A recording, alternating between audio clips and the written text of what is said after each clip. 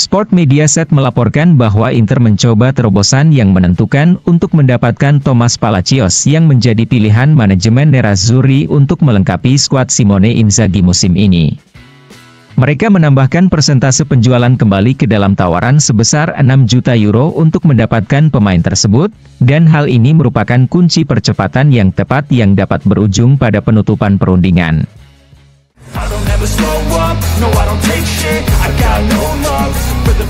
Corriere della Sera melaporkan bahwa dalam beberapa jam ke depan, Paulo Dybala harus memberikan jawabannya kepada Roma. Sang pemain merasa dipecat oleh klub, dan dia dipercaya tidak akan bertahan di Roma. Beberapa perantara telah menjajaki minat Inter pada Dybala, namun tertahan oleh Oaktre yang tidak mempertimbangkan profil semacam Dybala dalam hal usia dan gaji. Di sisi lain, manajemen Inter belum memberikan kepastian yang jelas terkait Federico Chiesa yang bisa dikeluarkan oleh Juve di jam-jam terakhir bursa transfer musim panas ini.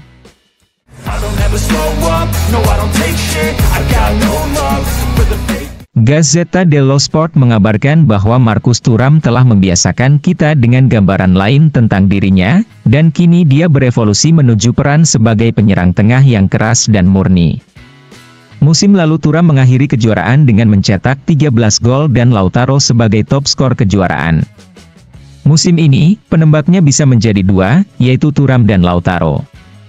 Thuram baru dengan efisiensi mencetak gol yang tinggi ini bisa menjadi kunci untuk menyelesaikan pertandingan, lalu ada juga Taremi yang tidak boleh dilupakan. Dengan demikian, standar di lini depan Nerazzurri telah dinaikkan.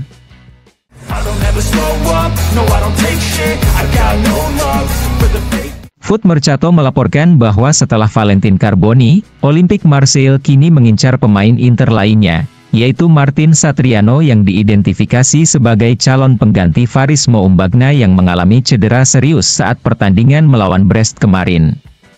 Sementara itu, Satriano dikabarkan sangat tertarik dengan gagasan ini, dan dia lebih memilih Marseille daripada Getafe.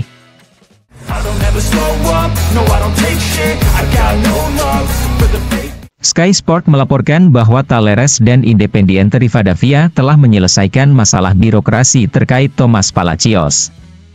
Kini langkah persiapan transfernya dimulai dengan diskusi dengan klub-klub peminat termasuk Inter yang merasa yakin bisa memenangkan persaingan untuk mendapatkan pemain tersebut.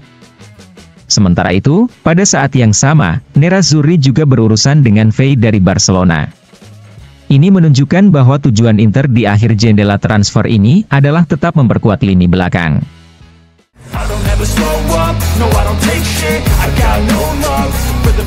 Sky Sport melaporkan bahwa tidak ada kemungkinan musim ini bagi Paulo Dybala bisa bermain di Italia untuk tim lain selain Roma.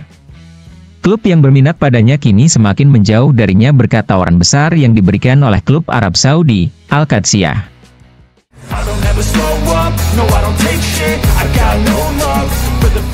Fabio Capello kepada Gazzetta dello Sport berbicara tentang hasil imbang 2-2 antara Inter dan Genoa dengan mengatakan, mari kita mulai dari sebuah premis, dalam kejuaraan yang berlangsung selama 38 pertandingan, kesan pertama bukanlah hal yang penting.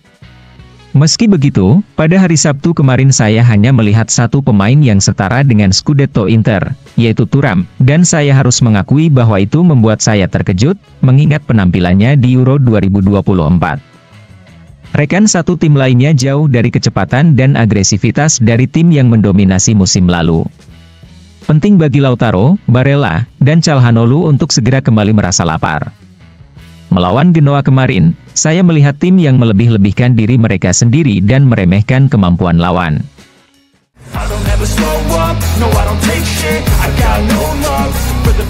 Dilansir FC Internews, Lele Adani mengatakan, Inter telah menjadi kuat, dan sekarang mereka memulai dari posisi teratas, di atas kertas mereka tidak memiliki rival yang bisa bersaing demi nilai mereka, dan mereka pantas menang dalam hal permainan di Genoa. 2 musim lalu Inter membuang banyak pertandingan seperti yang mereka lakukan di Genoa. Namun, mengonfirmasi memang lebih sulit daripada menegaskan dirinya sendiri. Sementara itu, Marcus Thuram adalah pembelian terpenting bagi Inter dalam 15 bulan terakhir.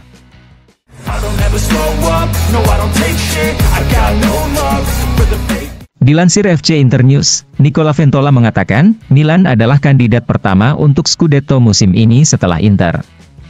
Jika mereka tidak tampil baik melawan Torino, itu karena kecepatan manuvernya rendah. Taremi akan menjadi starter di banyak kesempatan, tim-tim besar lainnya bekerja terbuka, namun di Genoa Nerazzurri membuang 2 poin.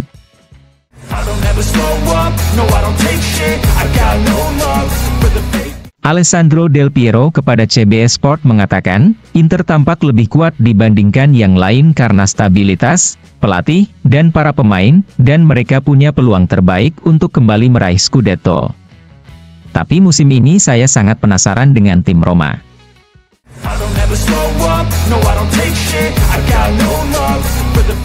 Dilansir Opta, berkat kemenangan yang diraih Atalanta di lapangan Lecce, pelatih Gianpiero Gasperini mencapai 552 poin di bangku cadangan Atalanta di Serie A, dan menjadikannya sebagai pelatih kelima dalam sejarah yang mencetak lebih dari 550 poin dengan satu tim di divisi teratas Italia setelah Helenio Herrera dengan 557 poin bersama Inter, Ancelotti 557 poin bersama Milan, Allegri 663 poin bersama Juventus, dan Trapattoni 770 poin bersama Juventus.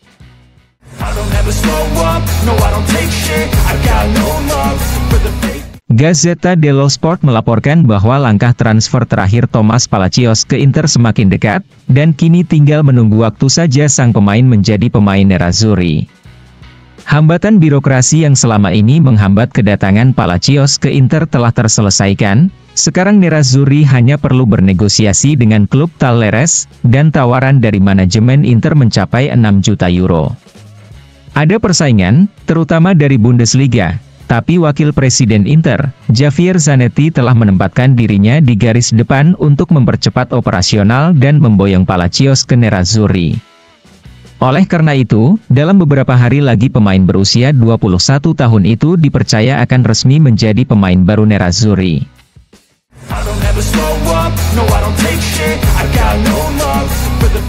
Gazzetta dello Sport melaporkan bahwa Piotr Zielinski telah mengarahkan perhatiannya pada Lecce, dan mulai hari ini dia akan berlatih bersama rekan satu timnya.